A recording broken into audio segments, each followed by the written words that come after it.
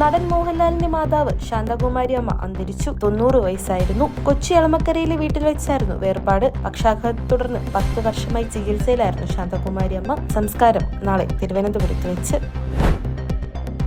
ശബരിമല സ്വർണ്ണക്കൊള്ള കേസിൽ മുൻ ദേവസ്വം മന്ത്രി കടകംപള്ളി സുരേന്ദ്രനെ മുൻ ദേവസ്വം ബോർഡ് പ്രസിഡന്റ് PS പ്രശാന്തിനെയും ചോദ്യം ചെയ്ത് SIT. ഉണ്ണികൃഷ്ണൻ പോറ്റിയുടെ മൊഴിയുമായി ബന്ധപ്പെട്ട് ചില കാര്യങ്ങളിൽ വ്യക്തത വരുത്താനാണ് ഇരുവരെയും കഴിഞ്ഞ ശനിയാഴ്ച ചോദ്യം ചെയ്തത്.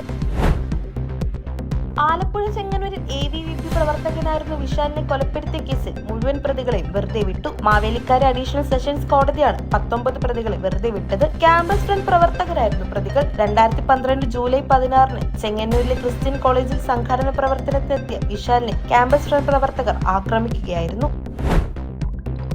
ശബരിമല സ്വർണ്ണക്കൊള്ളയിൽ പ്രതിഷേധം ശക്തമാക്കി പ്രതിപക്ഷ യുവജന സംഘടനകൾ. തിരുവനന്തപുരത്ത് ഈഞ്ചക്കലിലെ SIT ഓഫീസിലേക്ക് യൂത്ത് കോൺഗ്രസ് നടത്തിയ മാർച്ച് സംസ്ഥാന അധ്യക്ഷൻ OG ജനീഷ് ഉദ്ഘാടനം ചെയ്തു. അന്വേഷണത്തിൽ മെല്ലെപ്പോക്ക് അവസാനിപ്പിക്കുക, കടകംപള്ളി സുരേന്ദ്രനെയും PS പ്രശാന്തിനെയും അറസ്റ്റ് ചെയ്യുക തുടങ്ങിയ ആവശ്യങ്ങൾ ഉന്നയിച്ചായിരുന്നു മാർച്ച്. പ്രവർത്തകർക്ക് നേരെ പോലീസ് 10-ലധികം തവണ ജലപീരങ്കി പ്രയോഗിച്ചു.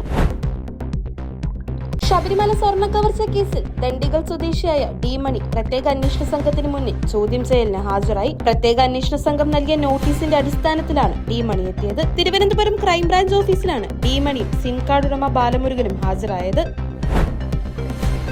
ഇന്ത്യ ശ്രീലങ്ക വനിതാ 2020 പരമ്പരയിലെ അവസാന മത്സരം ഇന്ന് കാര്യവട്ടം ഗ്രീൻഫീൽഡ് സ്റ്റേഡിയത്തിൽ വൈകിട്ട് 7 മണിക്കാണ് മത്സരം. എല്ലാ മത്സരങ്ങളും ജയിച്ച് പരമ്പര തൂത്തുവരിക എന്ന ലക്ഷ്യത്തോടെയാകും ടീം ഇന്ത്യ ഇറങ്ങുക. അവസാന മത്സരത്തിൽ പുതുമുഖങ്ങൾക്ക് അവസരം നൽകിയേക്കും.